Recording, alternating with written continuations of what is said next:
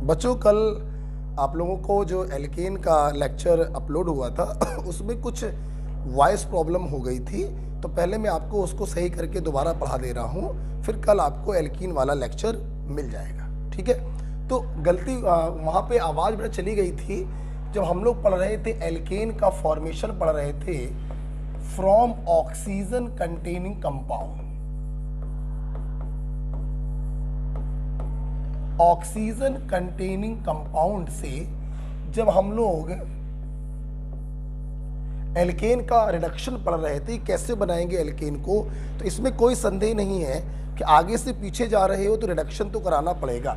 यहां भी बच्चों हम लोग इस्तेमाल करते हैं रेड फास्फोरस प्लस HI, और इसकी बेटा स्पेशलिटी ये है, ये ऑक्सीजन कंटेनिंग फंक्शनल ग्रुप को रिड्यूस कर देता है एल्केन में, इसीलिए बेटा मैं इसको नाम देता हूं एल्केन प्रेमी। ये एल्केन प्रेमी है, ये ऑक्सीजन कंटेनिंग कंपाउंड को रिड्यूस कर देता है बच्चों एल्केन में। Okay, oxygen containing compound for example alcohol आप ले सकते हैं, आप ईथर ले सकते हैं, आप कार्बोनिल कंपाउंड ले सकते हैं, आप बच्चों एसिड ले सकते हैं, और आप एसिड डेरिवेटिव ले सकते हैं। बस एसिड डेरिवेटिव बेटा एक बात ध्यान रखिएगा, आप एसिड क्लोराइड ले सकते हैं, आप ईस्टर ले सकते हैं, आप एनहाइड्राइड ले सकते हैं, लेकिन बच्चों आप एमाइड नहीं ले सकते। क्यों नहीं ले सकते अभी आपको पता चल जाएगा। ठीक है, Cl लगाओगे तो एसिड क्लोराइड, OR लगाओगे तो ईस्टर, OCOR लगाओगे तो एनहाइड्राइड बन जाएगा, NH2 लगाओगे तो एमाइड, लेकिन अपन को एमाइड नहीं लेना है। अब हमने बच्चों इस पे डाला रेड फास्फोरस प्लस HI, ये हमारा एल्केन प्रेमी है। देखो पहले किताबी तरीके से बताते हैं। किताबी तरीका कहता है कॉन्टिन्यूअस चेन में जितने कार्बन हैं आप उतने कार्बन का एल्केन बना दो। फॉर एग्जाम्पल R एक H को लेगा, RH एल्केन बन जाएगा। ये R अलग है, ये R अलग है, दोनों कॉन्टिन्यूअस नहीं है, ये अपना एल्केन में बदल जाएगा H को लेकर, और ये अपना एल्केन में बदल जाएगा H को लेकर। ये CO रेड्यूस हो जाएगा CH2 में, एल्केन बनेगा।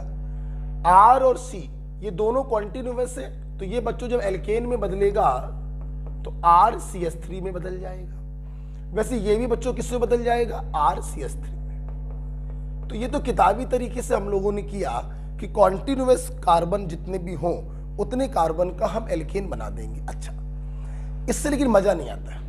मजा बच्चों हम लोग करेंगे, रिडक्शन का मतलब होता है एडिशन ऑफ हाइड्रोजन। हम लोग क्या करेंगे, इसमें हाइड्रोजन को ऐड करेंगे। अब सुनना, अपन को ऐसे बॉन्ड काटने हैं कि सारे ऑक्सीजन खत्म हो जाए, सिर्फ कार्बन कार्बन बचे। ठीक, अब देखना, आपने इस बॉन्ड को काटा, एक H इसको दिया, एक H इसको दिया, RH एल्केन बन गया। ईथर है, बॉन्ड काटा, एक H इसको, एक H इसको, ये एल्केन में बदल गया, ये बदल गया एल्कोहल में, हमें चाहिए एल्केन। फिर बॉन्ड कटा, एक H इसको, एक H इसको, तो ये भी RH एल्केन में बदल गया, ये भी R-H एल्केन में बदल गया। ये कार्बोनिल कंपाउंड है, एक बॉन्ड काटेंगे तो एल्कोहल मिलेगा, हमें एल्केन बनाना था, दोनों बॉन्ड कटेंगे, 2H इधर, 2H इधर, CO group convert into CH2 group. ठीक है, अब हम लोग आते हैं एसिड में। समझना बेटा, ये बॉन्ड कटा, एक H इसको, एक H इसको, ठीक, ये बदल गया एल्डिहाइड कार्बोनिल कंपाउंड में, ये काटा, 2H इधर, 2H इधर, एक पहले से था तो 3 हो गए, RCH3 एल्केन में बदल गया। RCOG बिल्कुल वैसे होगा, बॉन्ड कटेगा, एक H, एक H, ये कटा, 2H इधर, 2H इधर, एक पहले से था 3, RCH3 बन गया। तो बॉन्ड काटकर जब हम लोग H को बांटते हैं ना, तो एक फीलिंग आती है कि हम लोग ऑर्गेनिक पढ़ रहे हैं। अगर किताबी तरीके से करेंगे, जितने कार्बन कॉन्टिन्यूअस हो उतने कार्बन का एल्केन बना दो, तो ये फीलिंग नहीं हुई, ये रट्टाफिकेशन हो गया। ओके, तो लास्ट लेक्चर में ये आवाज चली गई थी, आप इसको नोट कर लीजिएगा। ठीक है बच्चों, अब एक बात और सुनिए, अगर एमाइड ले लेते हैं तो क्या होता है? मैं उम्मीद करता हूं आपने इसको लिख लिया होगा। Red phosphorus plus HI alkane प्रेमी होता है, बॉन्ड काटते रहिए, HH को बांटते रहिए, आपका एल्केन बन जाएगा। ठीक है, आप जा देखना बेटा। अगर मान लीजिए हम लोग एमाइड ले लें तो होगा क्या बेटा? जैसा कि आपको मालूम है रेड फास्फोरस प्लस HI सिर्फ ऑक्सीजन कंटेनिंग फंक्शनल ग्रुप को रिड्यूस करता है। अब बच्चों ऑक्सीजन एमाइड के पास क्या होगा? ऑक्सीजन कंटेनिंग ग्रुप भी है और नाइट्रोजन कंटेनिंग ग्रुप भी है। तो जब हम लोग इस पर रेड फास्फोरस प्लस HI को डालते हैं तो ये ऑक्सीजन कंटेनिंग फंक्शनल ग्रुप को रिड्यूस कर देगा, इस लिंकेज को ब्रेक नहीं कर पाएगा, इसलिए हमको एल्केन नहीं, हमको प्राइमरी एमीन मिलती है। तो दिस इज एन एक्सेप्शन मान सकते हो, और अगर समझ लो तो आपको एक्सेप्शन नहीं लगेगा ऐसा क्यों हो रहा है। तो एमाइड में अगर रेड फास्फोरस प्लस HI डालते हैं तो हमको बच्चों एल्केन नहीं प्राइमरी एमीन मिलता है। ओके, तो ध्यान रखिएगा रेड फास्फोरस प्लस HI। ये थोड़ा सा आवाज चली गई थी तो मैंने इसको दोबारा पढ़ा दिया। इसके बाद क्लीमेंसन में भी बच्चों आवाज चली गई थी। तो आइए ऑक्सीजन कंटेनिंग से एल्केन बनाने का एक जनरल तरीका आपने पढ़ा, अल्कोहल, ईथर, कार्बोनिल, एसिड और उसके डेरिवेटिव्स। अब मैं आपको दो एक्सक्लूसिव तरीके बताऊंगा रिडक्शन के जो सिर्फ कार्बोनिल ग्रुप को एल्केन में रिड्यूस करेंगे। एक तो ये हो गया, तो सबको कर रहा है रिड्यूस। दो स्पेशल बताएंगे जो सिर्फ कार्बोनिल को रिड्यूस करेगा एल्केन में, मैं इसको हटाना चाहूंगा। ओके, सुनना बेटा, वो दो बच्चों कौन से हैं देखना। कार्बोनिल ग्रुप को हम रिड्यूस कराएंगे, रिडक्शन का मतलब है एडिशन ऑफ हाइड्रोजन। तरीका बच्चों अभी भी वही होगा, बॉन्ड कटेगा, 2H इधर 2H इधर। अब की बार हम लोग रेड फास्फोरस प्लस HI नहीं ले रहे हैं, दो स्पेशल रिड्यूसिंग एजेंट लेंगे। एक है क्लीमेंसन रिडक्शन और दूसरा है वुल्फ किश्नर रिडक्शन। क्लीमेंसन में हम लोग इस्तेमाल करते हैं अमलगेटेड जिंक प्लस कंसंट्रेटेड HCl और वुल्फ किश्नर में इस्तेमाल करते हैं hydrazine followed by sodium alkoxide. Okay, तो हम ऐसे याद करवाएंगे कि अमलगेटेड जिंक ने कंसंट्रेटेड HCl पे क्लेम किया, तो क्लेम से बन जाएगा क्लीमेंसन। तो अगर क्लीमेंसन का रिड्यूसिंग एजेंट ये है तो वुल्फ किश्नर का क्या होगा? Hydrazine followed by sodium alkoxide. ये दोनों जो रिड्यूसिंग एजेंट है ये स्पेशली कार्बोनिल ग्रुप को रिड्यूस करते हैं बेटा। No effect on other functional group, जैसे एसिड डेरिवेटिव, अल्कोहल, ईथर, उन पर कोई फर्क नहीं पड़ेगा, सिर्फ कार्बोनिल ग्रुप को रिड्यूस करेंगे एल्केन में। क्लियर? अच्छा, इसको समझाने के लिए आपकी कॉपी में हमने दो एग्जाम्पल लिए हैं। हाँ, आप देखिए अगले पेज पर दो एग्जाम्पल लिखे हुए हैं, जो लिखना हो आप लिख लेना। क्लीमेंसन रिडक्शन और वुल्फ किश्नर रिडक्शन सिर्फ कार्बोनिल ग्रुप को रिड्यूस करता है एल्केन में, दूसरे फंक्शनल ग्रुपों पर कोई इफेक्ट नहीं पड़ता। जैसे समझाने के लिए एग्जाम्पल मैंने लिए हैं, ये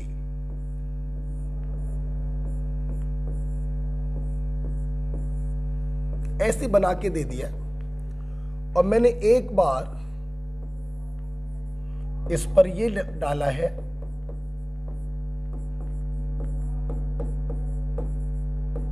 और एक बार मैंने इस पर ये डाला है।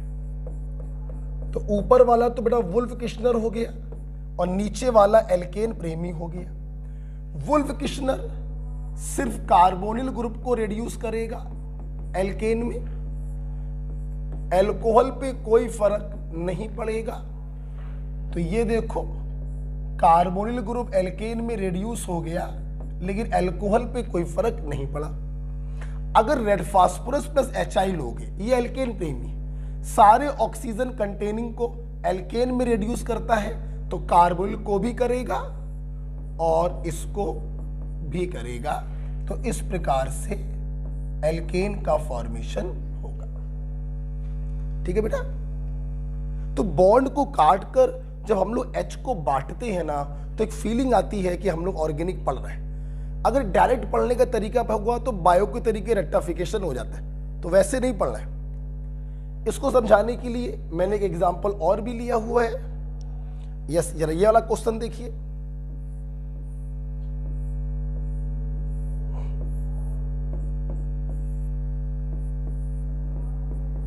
और अब की बार मैंने क्या किया है समझाने के लिए, 3 आपको दिखाए हैं। रेड फास्फोरस प्लस HI लिया है, हाइड्राजीन विद सोडियम एल्कोक्साइड लिया है, और अमलगेटेड जिंक प्लस कंसंट्रेट HCl लिया है। अब देखना सब लोग, देखना पहला वाला एल्केन प्रेमी है, सारे ऑक्सीजन कंटेनिंग फंक्शनल ग्रुप को रिड्यूस करेगा। आपको चुपचाप एक एल्केन मिल जाएगा। ये देखिए, ये बच्चों वुल्फ किश्नर रिडक्शन है, सिर्फ कार्बोनिल ग्रुप को रिड्यूस करेगा, अल्कोहलिक ग्रुप पे कोई फर्क नहीं पड़ेगा।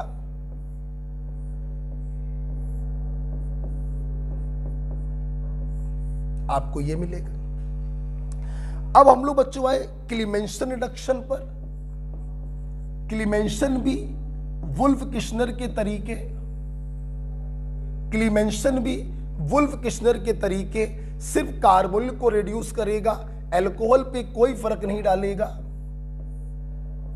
और आपने बच्चों ये बना दिया। अब सुनना, यही यहां पर एक स्पेशल क्वेश्चन है, सुनना बेटा। आपने पहले वाले में जो बनाया बिल्कुल सही है, दूसरे में जो बनाया बिल्कुल सही है, लेकिन तीसरे में अगर यहां पे आपने मामला स्टॉप कर दिया तो ये थोड़ा सा बेटा गलत हो गया। अब बच्चे सोचेंगे सर आपने तो बताया था कि क्लीमेंसन जो है स्पेसिफिकली कार्बोनिल ग्रुप को रिड्यूस करता है, दूसरे फंक्शनल ग्रुप पे कोई प्रभाव नहीं पड़ता। बात बिल्कुल सही है। दिक्कत क्या है सुनिएगा, वुल्फ किश्नर का जो मीडियम होता है वो बेसिक होता है, alkoxide is the base.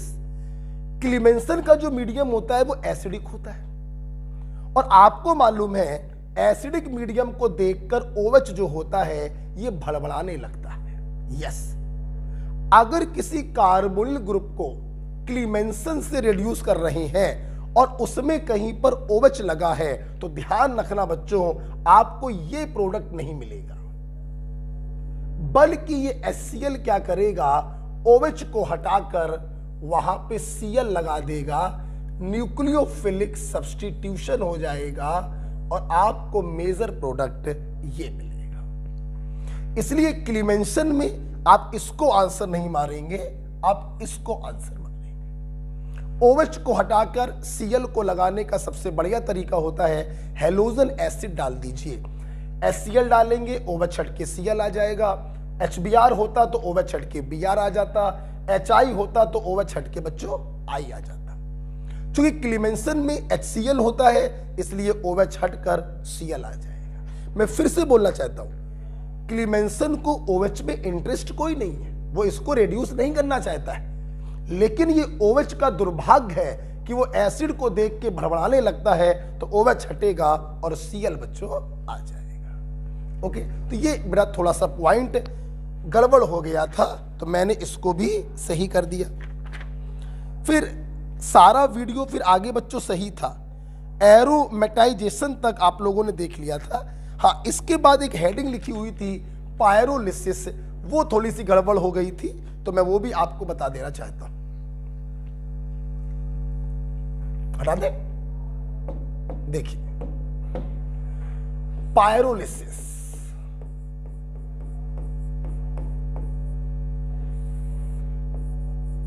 Pier माने हीट, लिसिस माने ब्रेकिंग। जब किसी बड़े मॉलिक्यूल को गर्म करके छोटे छोटे फ्रैक्शन में तोड़ते हैं तो इस फिनोमिना को हम लोग पायरोलिसिस, थर्मोलिसिस या क्रैकिंग के नाम से जानते हैं। यस, जैसे तो बिग मॉलिक्यूल या बिग हाइड्रोकार्बन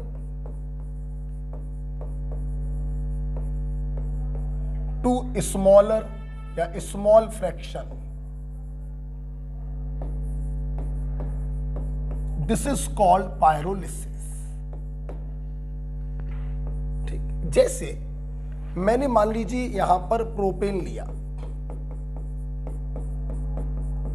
और मैंने इसको गर्म करके तोड़ना चाहा, तो बेटा एक बात ध्यान रखना, जब पायरोलिसिस होती है तो CH बॉन्ड की ब्रेकिंग भी होती है और CC बॉन्ड की ब्रेकिंग भी होती है। अगर बेटा CH बॉन्ड की ब्रेकिंग हुई तो HH2 निकल गया, बीच में डबल बॉन्ड आ गया।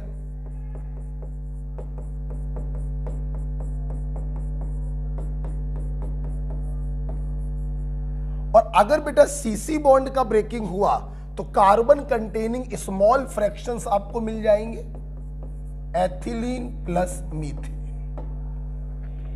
तो पायरोलिसिस का मेन मोटो होता है बड़े मॉलिक्यूल को छोटे छोटे मॉलिक्यूल्स में ब्रेक करना। और मैं आपको यह भी बताना चाहता हूं, जब भी किसी एल्केन को ब्रेक करते हैं एक्चुअली में हमको मिक्सचर प्राप्त होता है। अगर कोई ऑप्शन हो कि ऑल ऑफ दीज, तो आप ऑल ऑफ दीज लगा दीजिएगा। अब मान लीजिए कोई ऑल ऑफ दीज वाला ऑप्शन नहीं है तो कैसे टिक करेंगे, तो हम आपको एक तरीका बता रहे हैं। पायरोलिसिस में कंजर्वेशन ऑफ एटम पर ध्यान रखिएगा। जितने एटम रिएक्टेंट साइड पर बिगर मॉलिक्यूल के पास हो उतने ही एटम सारे स्मॉलर के पास भी होने चाहिए। आप ये देखिए, 3 कार्बन 3 कार्बन, 3 2 5 और 3 8 हाइड्रोजन, 3 और 1 4, 2 6 और 2 8 हाइड्रोजन। नीचे वाले में देखिए, 3 कार्बन 2 और 1 3 कार्बन, 8 हाइड्रोजन, 2 2 4 और 4 8 हाइड्रोजन। अगर ऑल ऑफ दीज का ऑप्शन होगा तो वो टिक करेंगे, अगर वो नहीं है तो हम लोग फिर कंजर्वेशन ऑफ एटम लगाकर जो सही लगे उसको टिक कर देंगे। तो पायरोलिसिस का मेन मोटो है एक बड़े हाइड्रोकार्बन को छोटे छोटे फ्रैक्शंस में तोड़ना, दिस इज कॉल्ड पायरोलिसिस। ठीक, अच्छा, लास्ट में एक पट्टी लिखी हुई है बेटा कि अबव 3 रिएक्शन, इसके नीचे एक पट्टी लिखी हुई है आपकी बुकलेट में, अबव 3 रिएक्शन। इसका मतलब है सबसे लास्ट में आपने पढ़ा है पायरोलिसिस, उसके पहले आपने पढ़ा था एरोमेटाइजेशन और उसके पहले आपने पढ़ा था आइसोमेराइजेशन। ये जो 3 रिएक्शन बच्चों हैं, आइए एक बार रिवाइज करा दें आपको। पायरोलिसिस, बड़े हाइड्रोकार्बन को छोटे में तोड़ना। एरोमेटाइजेशन, एलिफेटिक हाइड्रोकार्बन को एरोमेटिक हाइड्रोकार्बन में बदलना। आइसोमेराइजेशन, यहां पे एक एल्केन अपने दूसरे एल्केन आइसोमर में बदलता है, ब्रांचिंग हमेशा बढ़ती है। AlCl3 प्लस कंसंट्रेटेड HCl का इस्तेमाल करते हैं। बच्चों ये 3 रिएक्शन होती हैं, इनका हम यूज करते हैं टू इंक्रीज फ्यूल एफिशिएंसी। हम लोग जब अपने आम जीवन में जो फ्यूल इस्तेमाल करते हैं, पेट्रोल, डीजल या केरोसिन ऑयल, अब भविष्य में हमसे पढ़ेंगे, ये सब के सब बच्चों हाइड्रोकार्बन होते हैं। इन फ्यूल की एफिशिएंसी बढ़ाने के लिए हम इन 3 रिएक्शनों का इस्तेमाल करते हैं, पायरोलिसिस, एरोमेटाइजेशन और आइसोमेराइजेशन का। ठीक है, ये थोड़ा सा पॉइंट छूट गया था, छूट नहीं गया था, आवाज चली गई थी, पता नहीं कैसे, तो मैंने दोबारा आपको पढ़ाया। अच्छा, इसके बाद मैंने एक क्वेश्चन भी कराया था, वो भी क्वेश्चन भी गड़बड़ हो गया था, और वो क्वेश्चन बच्चों एनसीईआरटी का क्वेश्चन है। एनसीईआरटी में क्वेश्चन लिखा है, right IUPAC name of tetra tertiary butyl methane. ये क्वेश्चन आपका एनसीईआरटी में दिया हुआ है। देखिए बेटा, मीथेन सबको मालूम है क्या होता है, CH4 होता है। हमने क्या किया, इसके चारों HO को हटाया, इसकी 4 वैलेंसी फ्री हुई और चारों वैलेंसी पर हमें टर्सरी ब्यूटाइल ग्रुप लगाना है। आपने IUPAC में हमसे सीखा होगा टर्सरी ब्यूटाइल का मतलब ये फ्री वैलेंसी टर्सरी कार्बन पे होगी और टोटल कार्बन होंगे 4, टर्सरी ब्यूटाइल। इसको आपको इसकी चारों वैलेंसी पे अटैच करना है, तो एक टर्सरी ब्यूटाइल, दूसरा टर्सरी ब्यूटाइल, तीसरा टर्सरी ब्यूटाइल और चौथा टर्सरी ब्यूटाइल। ये देखो आपने बना लिया। अब हमें इसका IUPAC नाम करना है। कोई भी फंक्शनल ग्रुप तो है नहीं, सिर्फ आपको लंबी से लंबी चेन छाटनी है। 1 2 3 4 5, 1 2 3 4 5, 1 2 3 4 5, 1 2 3 4 5। कोई भी चेन आप छाट के देख लीजिए, आपको 5 कार्बन की चेन दिखाई पड़ेगी। जो कार्बन छूट गए वो सब्स्टिट्यूएंट बन गए।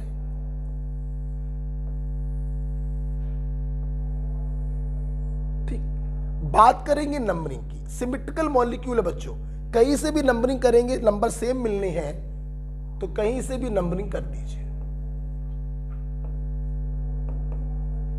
5 कार्बन का root word pent, primary suffix A, secondary suffix कुछ है नहीं, कोई सीनियर फंक्शनल ग्रुप तो है नहीं। बारी आई सब्स्टिट्यूएंट की। हमारे पास 2 प्रकार के सब्स्टिट्यूएंट है, मिथाइल और हमारे पास ये टर्सरी ब्यूटाइल ग्रुप है। बच्चों आपने अगर IUPAC पढ़ी होगी तो आपको ध्यान होगा जो भी कॉम्प्लेक्स सब्स्टिट्यूएंट होते हैं हम उनके जर्नल नाम IUPAC नॉमेनक्लेचर में यूज कर सकते हैं। ये कॉम्प्लेक्स सब्स्टिट्यूएंट है, भारी भरकम सब्स्टिट्यूएंट है, आप इसके जर्नल नेम को IUPAC नेमिंग में इस्तेमाल कर सकते हैं। राइट। अब अगर इनका अल्फाबेटिकल कंपैरिजन हम लोग करें तो टर्सरी के लेटर्स कंपैरिजन में यूज नहीं होते, सेकेंडरी और टर्सरी के लेटर कंपैरिजन में यूज नहीं होते। आप मैथ्स में लिखिए या TER टर्सरी लिखिए, इनके लेटर कंपैरिजन में यूज नहीं होंगे। M का कंपैरिजन B से हुआ, पहले B आता है इसलिए पहले टर्सरी ब्यूटाइल लिखा जाएगा, 2 लगे हैं तो 3,3 डाई टर्सरी ब्यूटाइल। आप यहां पे TER भी लिख सकते हैं। और मिथाइल ग्रुप लगे हुए हैं 2,2,4,4 tetra methyl pentane. Yes, this is the IUPAC name. Okay बेटा, तो इस प्रकार से थोड़ा सा आपका डिस्टर्ब हो गया था एल्केन, वो मैंने आप लोगों को पढ़ाया। ठीक है, ये आज आप कर लीजिएगा। आज आप लोगों को हो सकता है आयनिक इक्विलिब्रियम के वीडियो सॉल्यूशन भी मिल जाए। कल आपको लेक्चर मिलेगा एल्कीन का, 2 घंटे का पूरा लेक्चर कल आपको मिलेगा। ठीक है बेटा, अच्छा।